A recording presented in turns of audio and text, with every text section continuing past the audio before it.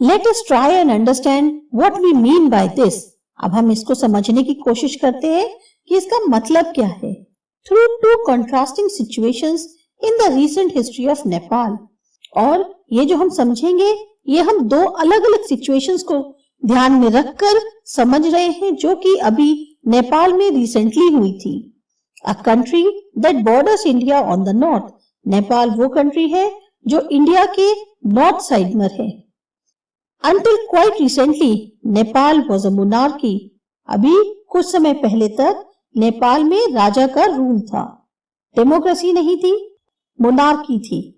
The previous constitution of Nepal, which had been adopted in 1990, reflected the fact जो पहले constitution था नेपाल का जो कि 1990 में बना था, वो ये बताता था that the final authority rested with the king, कि जो भी सबसे फाइनल आखिरी अधिकार है वो राजा के पास है।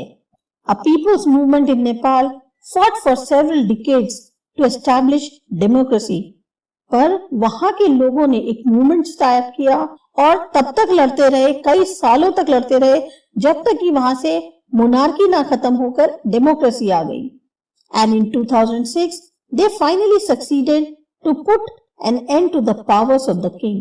और फिर 2006 तक आते आते उन्होंने किंग की सारी पावर्स खत्म कर दी और वहां पर मोनार्की हटके डेमोक्रेसी आ गई। Now the people have to write a new constitution to establish Nepal as a democracy. और अब वहां के लोगों को एक नया कॉन्स्टिट्यूशन लिखना था जिसमें नेपाल के डेमोक्रेसी की तरह से रूल्स हो। The reason that they do not want to continue with the previous constitution is, अभी क्या रीजन रहा कि वो जो है अपने पुराने कॉन्स्टिट्यूशन से या उस पुराने कॉन्स्टिट्यूशन को आगे नहीं मानना चाहते थे। Because it does not reflect the ideals of the country they want.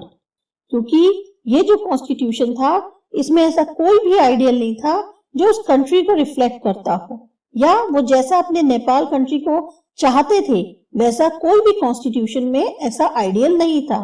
And that they have fought for, और जिसकी वजह से उन्होंने इस मूवमेंट को स्टार्ट किया ताकि वहां पर एक नया कॉन्स्टिट्यूशन एज अ डेमोक्रेसी फिर से लिखा जा सके।